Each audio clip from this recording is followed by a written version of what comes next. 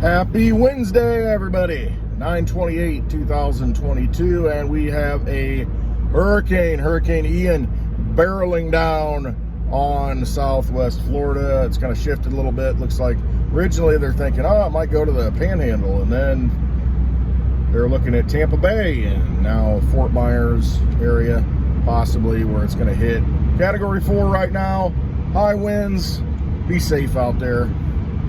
It's just one of the reasons. As much as freedom is in Florida, the hurricanes, I do not like the hurricanes. It does such widespread devastation. A lot of people say, well, you live in Illinois, you got tornadoes up there. Yeah, we do.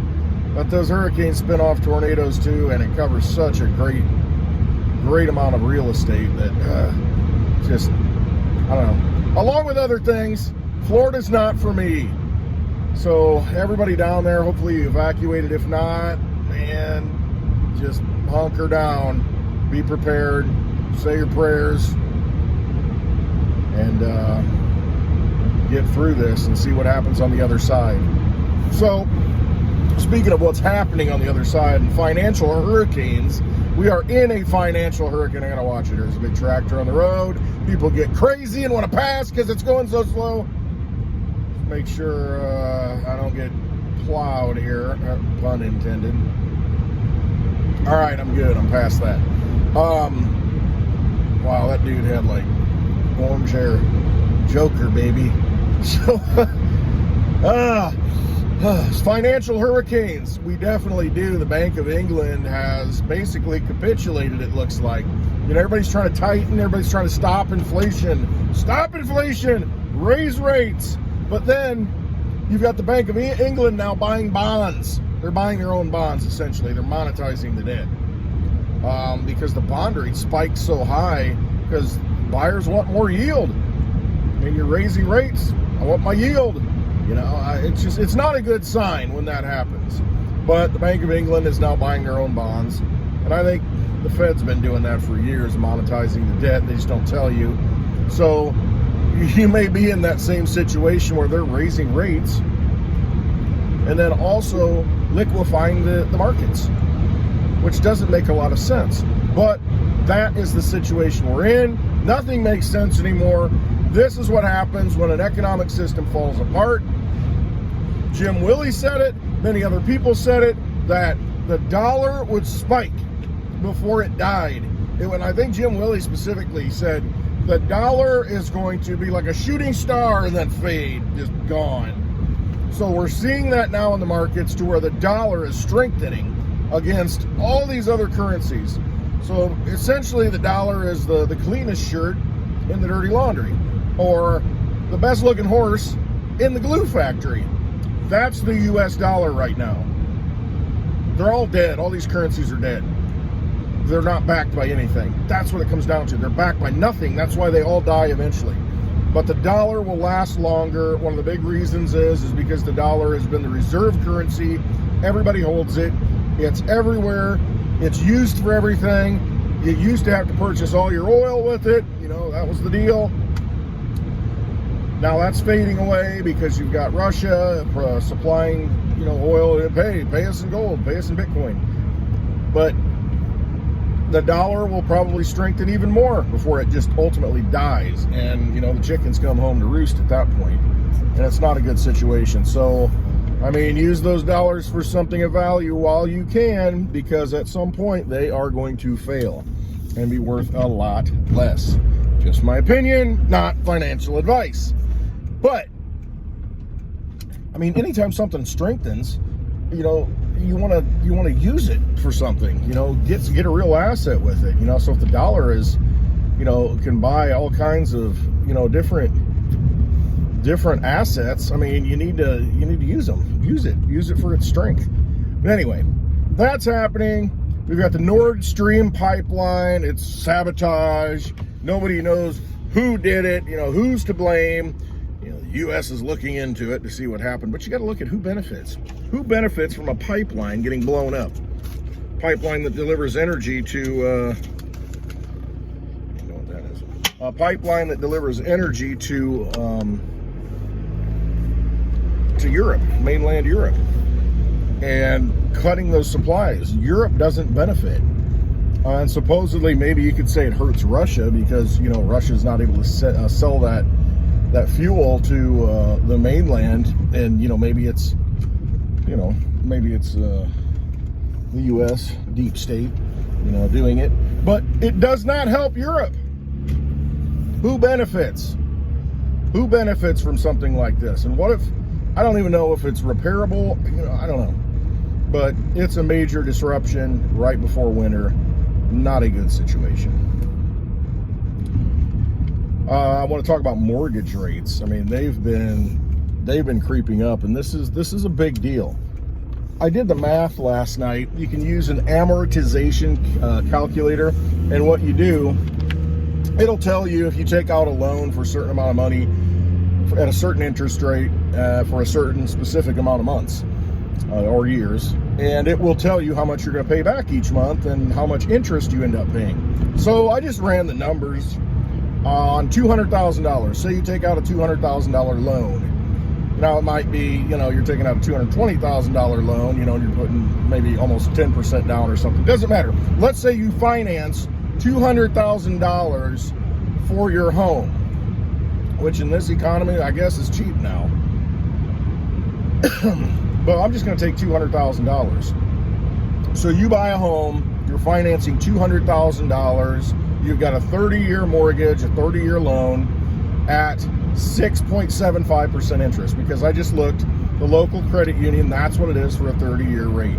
6.75%. Now you might be able to get a little bit cheaper, but it might be more in other places. So I think that's a good indicator. If you finance $200,000 for 30 years, which is your standard mortgage, which is crazy. You shouldn't do it unless you can get it paid off in 15 years. But anyway, that is financial advice. Get a 15-year mortgage, fixed rate.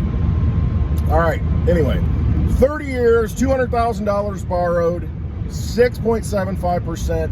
Your monthly payment is $1,297. You end up paying back on a $200,000 that you borrowed, $466,000. I think that's what the number ended up being.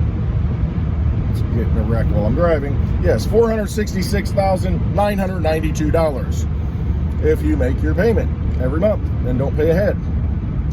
You're borrowing $200,000. They're creating $200,000 out of nothing for you, paying someone for that house, and then you're going to pay them back $466,000. Does that sound like a good deal? That's highly inflationary. So where does the other $266,000 come from that you need to pay back? Well, you need to go to work. You know, you need to earn that. You need to find that money somewhere. All right, if you had taken out just a few months ago, you know, maybe the beginning of this year, say that same loan was 3.75%. All right. So 3.75%, if you took out $200,000, your monthly payment is $920 something. $926. Because the rate is 3.75%. So the current rate at 6.75% versus what you could have gotten the loan for earlier in the year, 3.75%. You're saving $370 a month. So in other words, you're now paying $370 extra a month to service the same $200,000 that you borrowed just because of interest. You're paying the bank that much more money back. That's how interest rates kill you. And that's supposed to help the economy by stopping inflation. Doesn't sound very anti-inflationary to me, not in your life, because you have to figure out how to get more money out of the future. I mean, because you're paying back,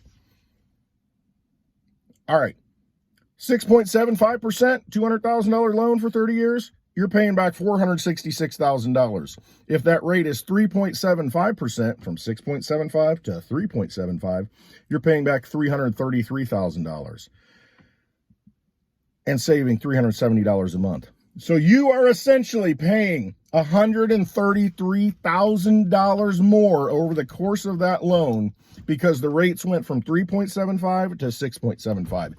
Nothing else is different. Nothing else is different other than a central bank has come in and manipulated the market again. But that's what they do.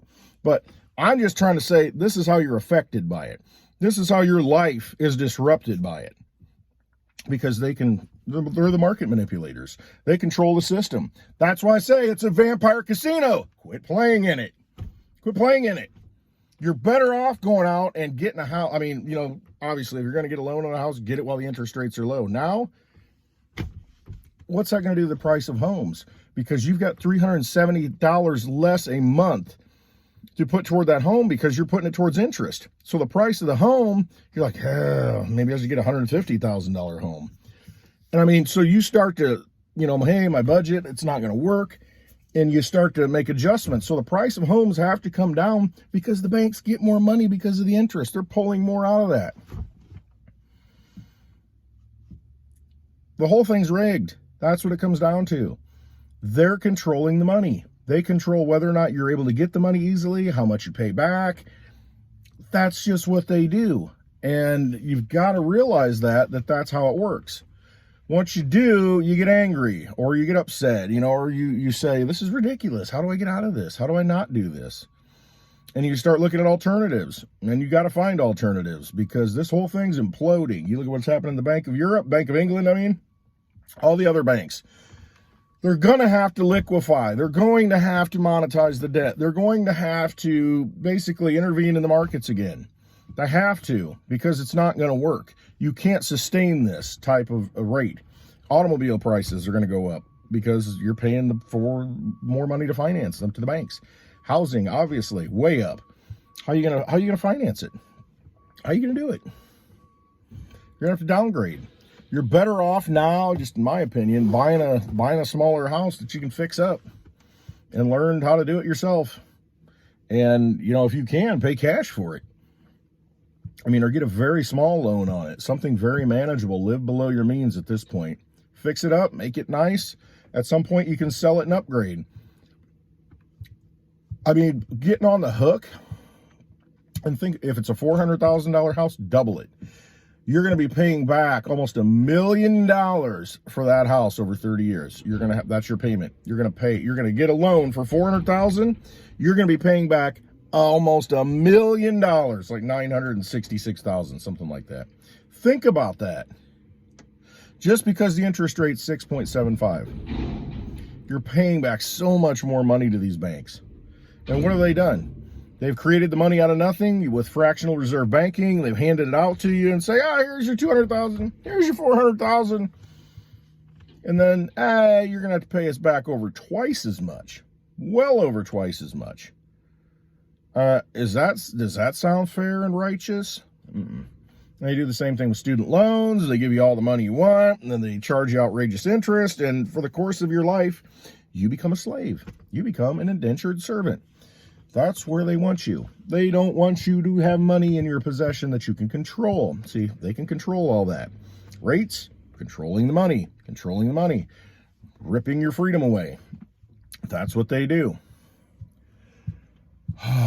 So, it's important to get sound money in your possession, money you can control. That's why I preach Litecoin. Get some silver, get something, that you can hold, whatever you resonate with. But that's the situation right now in society. The banking system just looks bad. It looks like everything's fracturing. It just doesn't look good. It's unsustainable is really what it comes down to. It's just an unsustainable environment. The whole Ponzi scheme of the Federal Reserve note has been unsustainable for a long time, and they've just continued to put it on life support. They can continue to do that, but it just creates more fractures and malinvestments in the economy. I don't want to be a part of that. I just want money I can hold, be left alone. And think about it. You're in a hurricane right now. You're in Florida right now. You're in Sarasota. You're in Fort Myers, wherever this thing hits. What if your house gets completely wiped out and devastated and it's gone? What are you going to do? Are you going to rebuild? Are you going to rebuild? What are you going to do? maybe you just want to take up and leave. Maybe you want to take all your money and leave. Well, I can't get it out of the bank, though. I got all my money in a retirement account. I got all my money in a 401k that I can't get to, or I'll take a penalty, or this, whatever. There's all these strings attached to everything. Can't walk into the bank, take your money out. The nice thing about crypto is you can just leave. You can say, you know what? I'm done. I'm out of here. Taking my crypto and I'm going. They're not going to stop me at the airport and say, are you carrying $1,000 in cash? Yeah, what do you need that for? And they give you a hassle. They give you a hassle for everything right now because they want total control over your life, over your soul. That's what they want. So they make it difficult for you to even move, to do anything, to make any kind of transaction. Very difficult. A friend of mine, happened to him. Trying to transfer money from one bank account that's his to another bank account that's his. Flagged it. Had to call, all kinds of stuff, just to get it unlocked and unfrozen. Verify your identity. We need to know who you are. You're doing. But it's my money. No, it's not. You're in the vampire casino. Those are their poker chips, and they're not going to transfer them unless you jump through these hoops and do tricks for us. Get on the stage. It's like the Tiger, Siegfried and Roy, Vegas, you got to do tricks. You got to do tricks or you're not going to move your money. That's where you're at. You don't have that problem with cryptocurrencies. I don't even want to say all cryptocurrencies. You don't have that problem with Litecoin. Don't have it. Don't have it. Network. Been running almost 11 years. 100% uptime. Uninterrupted. Take it anywhere you want. Hold it in your possession. No bank, no central government can do a doggone thing about it. Runs on its own network. Done. You want to leave the country? You want to leave the state? Want to get on an airplane? Take it with you. Nobody knows you have it. It's out on the blockchain. You've just got keys to access it. Your seed phrase or your private key. It's a done deal. Secured by the network. All right. Be safe out there. Just take note of the things that are going on right now. A lot of things are happening. And now is not the time to be crazy. Now's the time to know what you need to do. Have your wealth, whatever it is, in your possession. Don't care. Whatever it is, have it in your possession. Possession is 9/10 of the law. Make sure you have it. Make sure you have it. All right. Everybody be safe out there. Just say some prayers for the people in Florida. Hopefully, just everything. Hopefully it's the best case scenario. All right. I love you all. Trust yourselves. Always trust yourself. Especially in a situation, everything that's going on in the world. Trust yourself. There's so much disinformation, so much garbage out there with the mockingbird media. Just trust yourself. Do your own research and trust yourself. Okay? All right. Hope you have a wonderful Wednesday. I love you all. Give me a thumbs up if you want. If you don't, that's okay. Share it if you think this is going to help somebody. That's all it's about. It's about uplifting humanity, making sure that we can survive all of these things that are coming, and just carving a pathway out of this wilderness. That's what it comes down to. And hopefully we can do that. Hopefully we can help each other do that. And if I can offer any kind of advice, if anything I've said can help someone do that and, find that path to the top of the mountain, then I've succeeded. And that's all that matters to me. All right, be safe. Love you all. Have a great Wednesday. And always trust yourself.